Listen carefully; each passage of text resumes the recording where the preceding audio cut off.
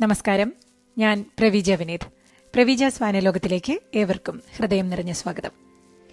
ഇന്ന് പ്രവീജാസ് വായനലോകത്തിൽ KV Mohankumar IAS എഴുതിയ കാമ എന്ന കഥയാണ് ഉൾപ്പെടുത്തിയിരിക്കുന്നത്. KV മോഹൻകുമാർ ആലപ്പുഴ സ്വദേശിയാണ്. മലയാള സാഹിത്യത്തിലെ പ്രമുഖ നോവലിസ്റ്റും കഥാകൃത്തും തിരക്കഥാകൃത്തുമാണ്.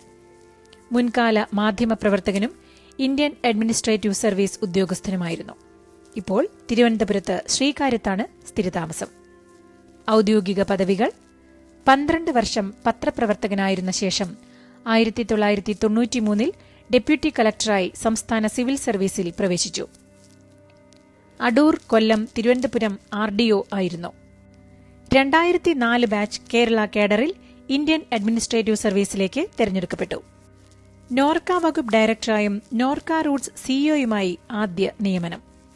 പാലക്കാട്ടും കോഴിക്കോട്ടും ജില്ലാ കളക്ടറായിരുന്നു.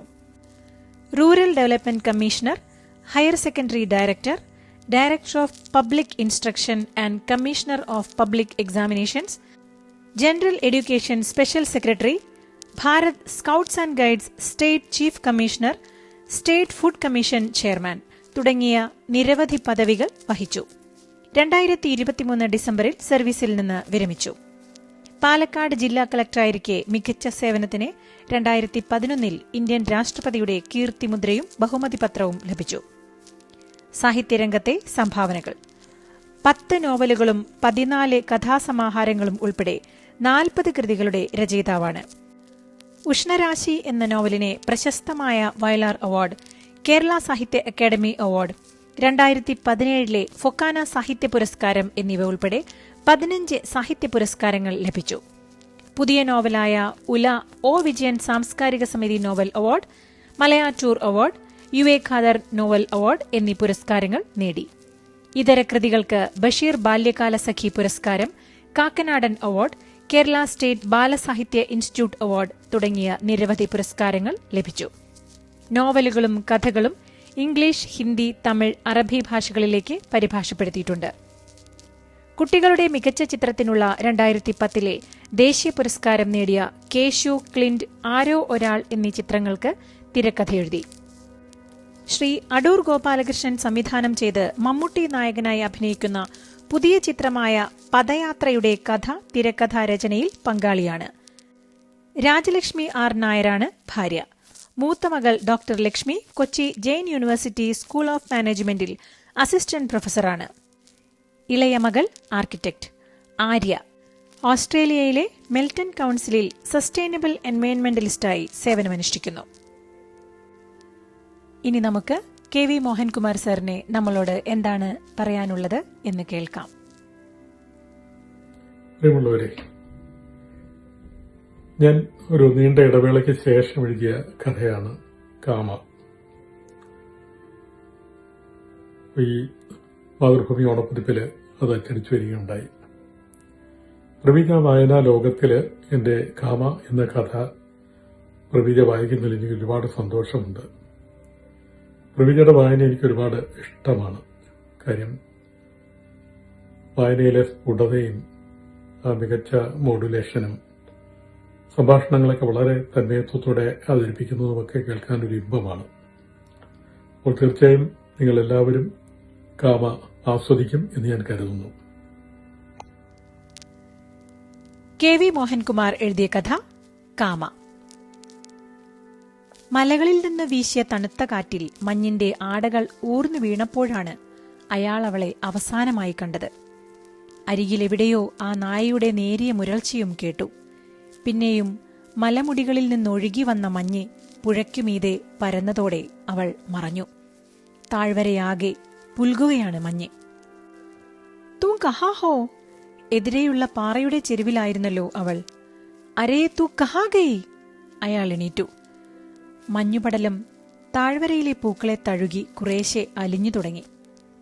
സോന, തൂമ്പി? അയാൾ ആ നായയെ തിരഞ്ഞു. നൈ ദിഖ് രഹി ഹോ? ആ നായയെയും കാണാനില്ലല്ലോ. പുഴയിലേക്കിഴഞ്ഞിറങ്ങിയ പാറയുടെ ചെരുവിൽ ട്രക്കിംഗ് ബാഗിന്റെ നാടകൾക്കിടയിലൂടെ കൈകൾ ചിറകുകളായി വിടർത്തി പറക്കാൻ ഒരുമ്പെടുകയായിരുന്നു അവൾ. ഞാനിതാ എന്റെ കണ്ണുകൾ പർവ്വതങ്ങളിലേക്കുയർത്തുന്നു. മാർഗരറ്റ് ലെഗയുടെ സ്മൃതി കുടീരത്തിലെ സങ്കീർത്തന ലിഖിതങ്ങളാണവൾ ഉരുവിട്ടിരുന്നത്. അയാൾ പൂക്കൾക്കിടയിലെ പാതയിലൂടെ മുന്നോട്ട് നടന്നു. മഞ്ഞുരുകി വീണയിടങ്ങളിലെങ്ങും അയാളുടെ കാഴ്ചയെത്തി. അവളിനി തന്നെ തിരഞ്ഞ് മുന്നോട്ടു പോയോ, അതോ ആ ഹിമാനിയുടെ നേർക്ക് പോയോ? വാലി ചുറ്റിത്തിരിഞ്ഞ് മടങ്ങുകയായിരുന്ന മംഗോളിയൻ മുഖമുള്ള 2 ചെറുപ്പക്കാർ എതിരെ വന്നു. ചുമലിൽ തൂക്കിയ റാക്സാക്കിന്റെ ഭാരത്തിൽ അവർ ലേശം മുന്നോട്ട് കൂനിയിരുന്നു. പൂക്കളിലൂടെ സഞ്ചരിക്കുന്നതിനാലാവാം അവരുടെ നോട്ടങ്ങൾ ഊന്നുവടികളുടെ താഴത്തെ തുമ്പിലായിരുന്നു. അരേ രുക്കിയേനാ, അയാൾ ചോദിച്ചു. കിസി ലടിക്കോ യഹാ ദേക്കാ? ഇരുനിറക്കാരി, മുടി അഴിച്ചിട്ട്, ഇളം മഞ്ഞ റെയിൻ ജാക്കറ്റ്, കടും പച്ച ജോഗേഴ്സ്, തലയിൽ വലിയ വക്കുള്ള ട്രക്കിംഗ് തൊപ്പിയും. അയാൾ അവളുടെ ചിത്രം ഹൃദയത്തിൽ നിന്ന് അടർത്തിയെടുത്തു.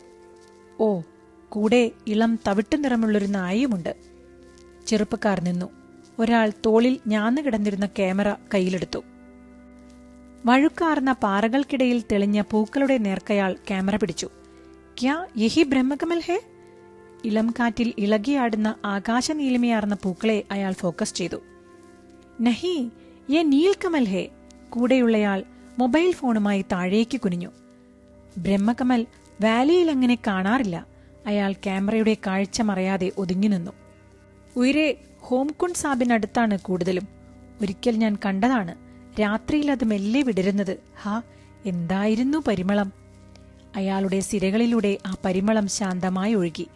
അയാൾ പറയുന്നതൊന്നും കേൾക്കുന്ന ഭാവമേ ഇല്ലവർക്ക്. ചെറുപ്പക്കാരൻ താഴേക്ക് കുനിഞ്ഞിരുന്ന് പൂക്കളുടെ നേർക്ക് ക്യാമറ പല ആംഗിളുകളിൽ പിടിച്ചു. യൂണിഫോം അണിഞ്ഞ ഗഡ്വാലി വനപാലകൻ എതിരെ വന്നു. അയാൾ ആ ചെറുപ്പക്കാരോടായി പറഞ്ഞു, സമയത്തോ ഹോഗയ, ജൽദി നിക്ലോ. സമയം കഴിയാറായോ? അയാൾ കൈത്തണ്ടയിലെ വാച്ചിൽ നോക്കി. അതിലെ സൂചികൾ നിലച്ചിരിക്കുന്നതായി ഇന്നലെ അവളാണ് കാണിച്ചത്.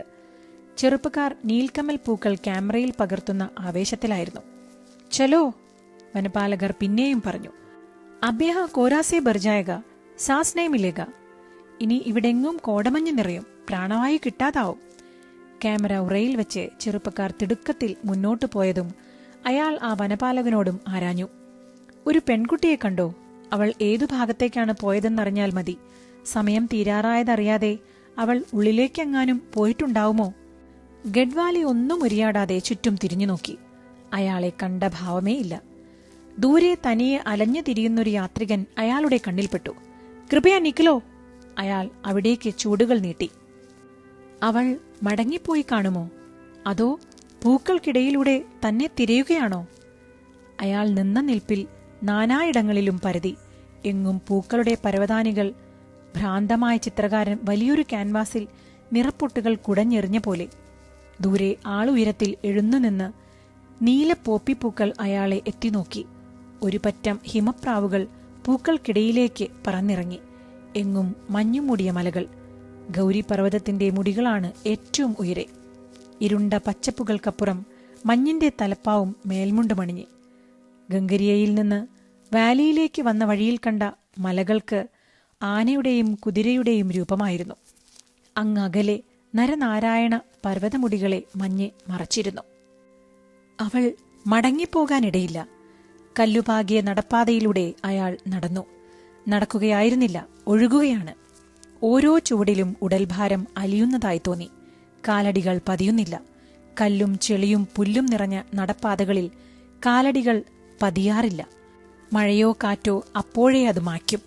മുന്നിൽ മഞ്ഞയും ഓറഞ്ചും ഇളം ചുവപ്പും നിറത്തിൽ പൊട്ടൻഷില്ല പൂക്കൾ ഇടതിങ്ങിയ നോക്കത്താ ദൂരം കാഴ്ച തെളിഞ്ഞു.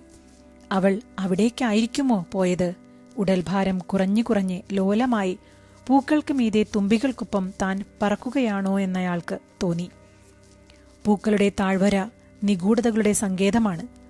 ഭ്യൂന്തറിലെ പാറയിടുക്കിൽ കീറിപ്പറിഞ്ഞ ചാക്ക് കഷ്ണങ്ങൾക്കിടയിൽ കൂനിക്കൂടിയിരുന്ന് കടും ചായ അനത്തുകയായിരുന്ന ബാബ പിറുപിറുത്തത് അയാൾ ഓർത്തു. വോ രഹസ്യോം കി ഘാട്ടി ഹേ. അയാൾ മടിയിലേക്ക് വെച്ച പത്തിന്റെ ചുരുൾ അടുപ്പിലെ തീയിലേക്കിടുന്നതിനിടയിൽ ബാബു മുരണ്ടു. തേരി യാത്ര കഥം ഹോനെ വാലി ഹേ. ഗഡ്വാളി വാമൊഴിയിൽ അയാൾ പിന്നെയും എന്തൊക്കെയോ പിറുപിറുത്തു. തന്റെ യാത്രകൾ അവസാനിക്കാറായെന്നോ? ഒരിക്കലും അത് അവസാനിക്കില്ലെന്ന് പറയാൻ അയാളുടെ ഉള്ള് വെമ്പി. മരണമെന്ന മഹായാത്രയിലത് ചെന്നു ചേരും വരെ. തലേന്ന് ഋഷികേശിൽ നിന്നിറങ്ങി ജോഷിമഠിലാണ് അന്തി തങ്ങിയത്. ഋഷികേശിനെ വലം വെച്ചാണ് ഓരോ യാത്രയും. യമുനോത്രി, ഗംഗോത്രി, കേദാർനാഥ്, ബദരി, പഞ്ചകേദാർ, ആദി കൈലാസ്, ദേവപ്രയാഗ്, രുദ്രപ്രയാഗ്. ഓരോ യാത്രയിലും ഋഷികേശ്. ജോഷിമഠിൽ നിന്ന് പുലർച്ചെ ഗോവിന്ദഘട്ടിലേക്കുള്ള സഞ്ചാരികൾ തിങ്ങി നിറഞ്ഞൊരു ജീപ്പിലായിരുന്നു യാത്ര. മുന്നിലെ സീറ്റിൽ ഞെങ്ങി ഞെരുങ്ങി. ഭവിഷ്യബദരി പാതയിൽ കൺമുന്നിലാണ് മണ്ണിടിഞ്ഞു വീണത്. വലുതും ചെറുതും പാറകളുടെ കൂമ്പാരം. പഹാഡികൾക്കും ചമോലി പോലീസിനുമൊപ്പം കൊടും തണുപ്പിൽ ഇടിഞ്ഞു വീണ കല്ലുകൾ നീക്കുമ്പോഴാണ് അവൾ കണ്ടത്. ഇന്നലെ പുൽനയിൽ നിന്ന് ഗാംഗരിയയിലേക്കുള്ള ട്രക്കിങ്ങിനിടയിലാണ് അവളത് പറഞ്ഞത്. തൊട്ടു പിന്നിലെ ജീപ്പിലായിരുന്നു ഞാൻ. അവൾ പറഞ്ഞു, നിങ്ങളെ കണ്ടതും എന്റെ തല കറങ്ങിപ്പോയി. ദാ ജാക്കി ഷ്രോഫ്, ഞാൻ അറിയാതെ വിളിച്ചു കൂവി. ആളുകൾ എത്തിനോക്കി. നിങ്ങൾ ജാക്കി ഷ്രോഫ് അല്ലെന്ന് അവരപ്പോഴേ തിരിച്ചറിഞ്ഞു കാണും.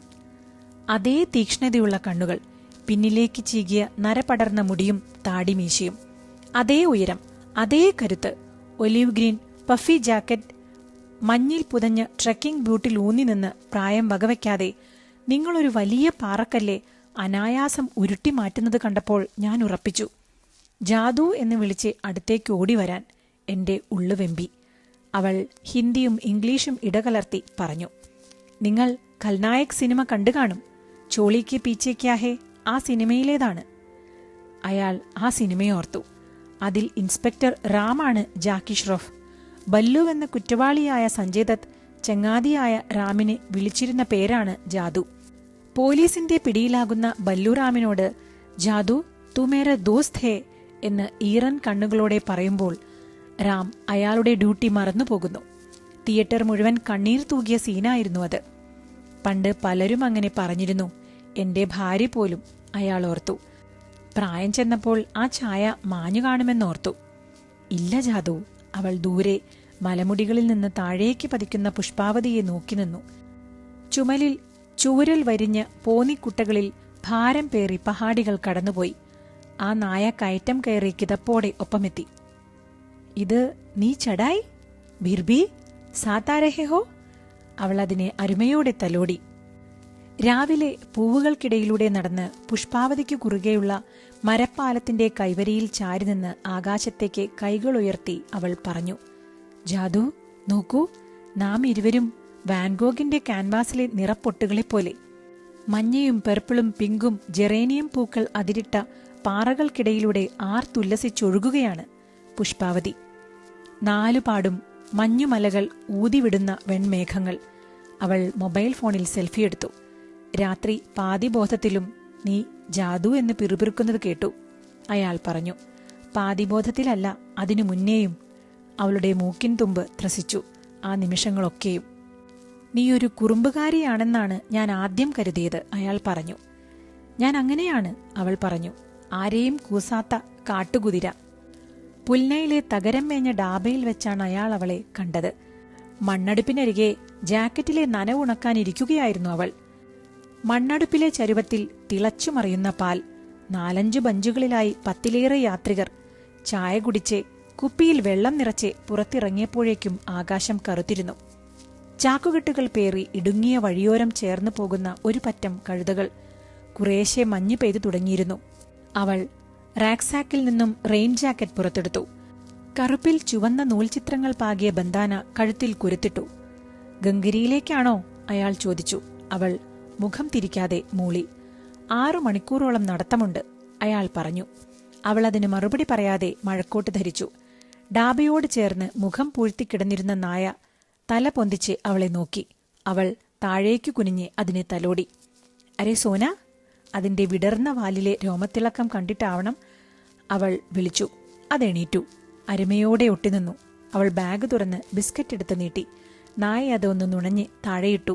മുന്നോട്ട് നടന്നപ്പോൾ അവളുടെ ജീൻസിൽ ഉരുമ്മി ഒപ്പം നടന്നു. ക്യാ തും സാത്ത് ആ രഹേ ഹോ? നായ വാലനക്കി. അവൾ മെല്ലെ മുഖം തിരിച്ചു. അവളുടെ നോട്ടം വന്നു വീണത് അയാളുടെ മുഖത്തേക്കാണ്. പക്ഷേ അവൾ ചോദിച്ചത് തന്നോടായിരുന്നില്ലെന്ന് അയാൾക്ക് തോന്നി. അവൾ തിടുക്കത്തിൽ മുന്നോട്ട് നടന്നു. പിന്നാലെ ആ നായയും. ചില യാത്രകൾ ലക്ഷ്യത്തിലെത്തിച്ചേരാൻ മാത്രമല്ല, കാത്തിരിപ്പിനും കണ്ടുമുട്ടലിനും വേണ്ടിയാണെന്ന് അയാൾക്ക് തോന്നാറുണ്ട്. ആ നായ ഡാബയുടെ ഓരം ചേർന്ന് കാത്തിരിക്കുകയായിരുന്നില്ലേ? അതിനറിയാമായിരുന്നോ ആ നിമിഷത്തിൽ അവൾ അവിടെ എത്തിച്ചേരുമെന്നും ഒരുമിച്ച് യാത്ര തുടരാമെന്നും? ഗാംഗരിയയിലേക്ക് 10 കിലോമീറ്ററോളമുണ്ട്.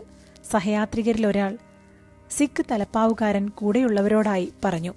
ഹര ഹര മഹാദേവ്. ഒരു പറ്റം കാവ്യവേഷക്കാർ അവരെ കടന്നുപോയി. ഹോംകുണ്ട് സാബിലേക്കുള്ള സഞ്ചാരികളാണ് ഏറെയും. കഴുതകളുമായി കച്ചർവാലകൾ ഓരോരുത്തരുടെയും പിന്നാലെ കൂടി. തെരുവിൽ അലയുന്ന കുതിരകളും കഴുതകളും. രജിസ്ട്രേഷൻ കേന്ദ്രത്തിൽ തിരക്കില്ലായിരുന്നു. വനപാലകർ പറഞ്ഞു, കുത്തനെയുള്ള കയറ്റമാണ്, സൂക്ഷിച്ചു പോണം. ഗാംഗരിയിലേക്കുള്ള പാതയിൽ ഉടഞ്ഞ കൽക്കൂമ്പാരങ്ങൾ ചവിട്ടിമെതിച്ച് ഒറ്റ കുതിരയെപ്പോലെ അവൾ കുതിച്ചു പാഞ്ഞു. കുത്തനെ കയറി ജംഗിൾ ചട്ടിയിലെത്തുമ്പോൾ ട്രക്കിംഗ് ബാഗ് ഇറക്കിവെച്ച് ഒരു തടി ബെഞ്ചിൽ അവൾ വിഷണ്ണയായിരിക്കുന്നു. അരികെ ആ നായയും. ഷൂവിന്റെ വാറ് പൊട്ടി. അവൾ ഊരിപ്പിടിച്ച ഷൂ ഉയർത്തിക്കാട്ടി. ഇനി ഗാംഗരിയയിലെ കടകളുണ്ടാവൂ, അയാൾ പറഞ്ഞു. നല്ല ദൂരമുണ്ട്. എങ്ങനെ മുന്നോട്ടു പോകും? എനിക്കറിയില്ല, അവൾ കൈമലർത്തി. ഞാനൊന്ന് നോക്കട്ടെ. അയാൾ ഷൂ പരിശോധിച്ചു. ഓ, ബക്കിൾ സ്ട്രിപ്പാണല്ലേ. ഗോമുഖിലേക്കുള്ള യാത്രയിൽ ഒരിക്കൽ എനിക്കും പണി കിട്ടിയതാണ്. അന്നു മുതൽ വാറും ലേസും ഞാൻ കരുതി വെക്കാറുണ്ട്. അയാൾ ബാഗ് തുറന്ന് ടൂൾ കിറ്റ് പുറത്തെടുത്തു. സിപ്റ്റായും സേഫ്റ്റി പിന്നും ഉപയോഗിച്ച് വാർ നേരെയാക്കി. ഹാവൂ, അവൾ നെഞ്ചിൽ കൈവച്ച് നന്ദി പറഞ്ഞു. ഗാംഗരിയ കൊച്ചു പട്ടണമാണ്, ബേസ് ക്യാമ്പ്. ഇന്നവിടെ തങ്ങേണ്ടി വരും, അയാൾ പറഞ്ഞു. അവിടുന്നാണ് വഴി പിരിയുന്നത്. ഇടത്തോട്ട് ഫൂലോംകി വാലി, വലത്തേക്ക് പോയാൽ ഹേംകുണ്ട് സാഹിബ്. എവിടേക്കാണ്? അവൾ അയാളുടെ നരപടർന്ന താടിമീശകളിലേക്ക് നോക്കി. വാലി. ഞാനും, അവൾ പറഞ്ഞു. പലരോടും ചോദിച്ചു. സകലരും ഹേംകുണ്ട് സാഹിബിലേക്കുള്ള തീർത്ഥാടകരാണ്. ഞാൻ ഓർത്തു നിങ്ങളും. അവൾ ചുവടുകൾ മെല്ലെയാക്കി ഒപ്പം നടന്നു. ജംഗിൾ ചട്ടിയിൽ നിന്നുള്ള കയറ്റം യമുനോത്രിയേക്കാൾ കടുപ്പമായിരുന്നു. മലമുടികളിൽ നിന്നൊഴുകി വരുന്ന കുടിനീർ ചീറ്റുന്ന കുഴലുകൾക്ക് മുന്നിൽ കാലിക്കുപ്പികളുമായി തിരക്കിടുന്ന യാത്രക്കാർ. മുകളിലേക്ക് കയറുന്തോറും കൽപ്പലകകൾക്ക് വീതിയേറി. ഭ്യൂന്തർ ഘാട്ടിയിൽ നീല ടാർപോളിംഗ് മേൽക്കൂരയ്ക്ക് താഴെ തിരക്കൊഴിഞ്ഞ ഡാബകളിലൊന്നിലേക്ക് കയറി. അവൾ രണ്ടാൾക്കും റോട്ടിയും ബാജിയും പറഞ്ഞു. ലക്ഷ്മൺ ഗംഗ മുറിച്ചു കടന്ന് ഗാംഗരിയയിലേക്ക് ശേഷിക്കുന്ന 1.5 മണിക്കൂർ കയറ്റം കയറാനുള്ള ഇന്ധനം. അയാൾ ചുമരിലെ നാഴികമണിയിൽ നോക്കി. ഉച്ച തിരിയുന്നതോടെ നമ്മൾ ഗാംഗരിയയിലെത്തും. ഈ ട്രക്കിങ്ങിലെ കടുപ്പമേറിയ കയറ്റം ഇനിയാണ്. വാലിയിൽ മുൻപ് വന്നിട്ടുണ്ടല്ലേ? അവൾ ചോദിച്ചു. അയാൾ എന്തോ ആലോചിച്ചിരുന്നു. 12 വർഷം മുൻപ്, അവളുടെ വേർപാടിന് ശേഷം. ഒരിക്കലും അവസാനിക്കാത്ത എന്റെ യാത്രകളുടെ തുടക്കം അങ്ങനെയാണ്. ഒരിക്കലും അവസാനിക്കാത്ത? അവൾ ചകിതയായി നോക്കി.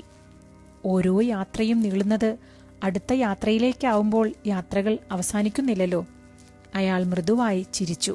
മരണത്തിലല്ലാതെ. മരണവും ഒരു യാത്രയല്ലേ? അവളുടെ കണ്ണുകൾ തിളങ്ങി. അതെ, മരണവും. അയാൾ തലയനക്കി. നീ ചെറുപ്പമല്ലേ? ഇനിയും എത്രയോ യാത്രകൾക്കുള്ള ആയുസ് ബാക്കിയുണ്ട്. എനിക്കോ? പ്രായം അയാളെ അലട്ടുന്നതായി അവൾക്ക് തോന്നി. പ്രായം കാലത്തിന്റെ അനുപാതമല്ലേ? അവൾ ചോദിച്ചു. പ്രാണനും ദ്രവ്യത്തിനും പ്രായമുണ്ടോ? ഉണ്ട്, പ്രപഞ്ചത്തോളം, അയാൾ പറഞ്ഞു. അപ്പോൾ നമുക്കും ഒരേ പ്രായമല്ലേ? അവൾ വാദിച്ചു. അയാൾ അത് ആസ്വദിച്ച് ചിരിച്ചു. നായ ചുറ്റിത്തിരിഞ്ഞു വന്ന് അവൾക്കരികെ വാലാട്ടി നിന്നു. സോന, റൊട്ടി ഖാവോ? അവൾ മുന്നിലെ പിഞ്ഞാണത്തിലിരുന്ന റൊട്ടി തറയിൽ പിച്ചിയിട്ടു. നായ അവളുടെ കണ്ണിലേക്കുറ്റുനോക്കി വിടർന്ന രോമവാൽ ഇടത്തേക്കും വലത്തേക്കും വീശി.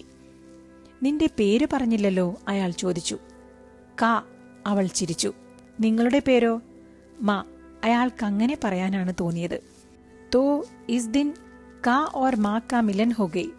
അത് പറഞ്ഞവൾ തലകുടഞ്ഞ് ചിരിച്ചു. കായും മായും കണ്ടുമുട്ടിയ ദിവസം. അയാൾക്കും ചിരി വന്നു. പക്ഷേ ഞാൻ നിങ്ങളെ ജാദു എന്ന് വിളിക്കൂ, ചിരിക്കൊടുവിൽ അവൾ പറഞ്ഞു. ദില്ലിയിലെ തിരക്കിൽ നിന്നാണ് അവൾ വരുന്നത്. ഏതോ സ്വകാര്യ പ്രസാധകശാലയിൽ കോപ്പി എഡിറ്ററാണ്. ഞാനൊരു സഞ്ചാരിയാണ്, അയാൾ പറഞ്ഞു. അതല്ലാതെ ഒരു മേൽവിലാസം എനിക്കില്ല. ഗാംഗരിയയിൽ മഴ ചാറുന്നുണ്ടായിരുന്നു. ഹാത്തി പർവ്വതശിഖരങ്ങളെ വെളുത്ത മഞ്ഞുമേഘങ്ങൾ പുതപ്പണിയിച്ചു. പൈൻമരങ്ങളിൽ തണുത്ത കാറ്റുലഞ്ഞു.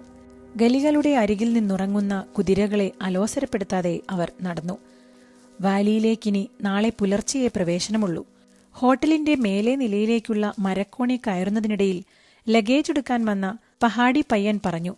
കല്ലിലും തടിയിലുമായിരുന്നു ആ കെട്ടിടത്തിന്റെ നിർമ്മിതി.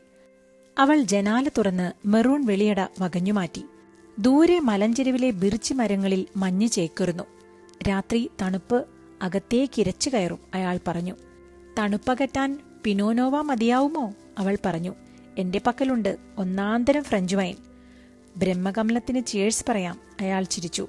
വൈൻ പോരാതെ വന്നാൽ എന്റെ ബാഗിൽ ബക്കാഡിയുണ്ട്.